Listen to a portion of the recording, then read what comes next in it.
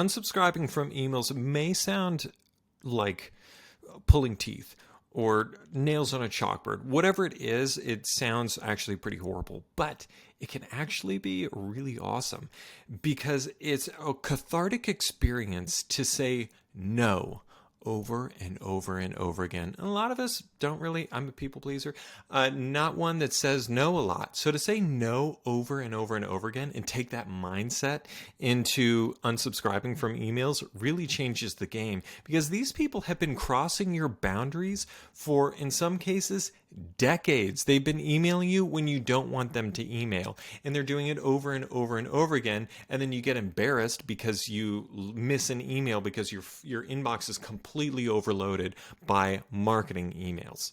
So say no, unsubscribe from emails, and when you do that, it's gonna feel really good. The majority of our clients are really shocked at how much they loved the process of unsubscribing.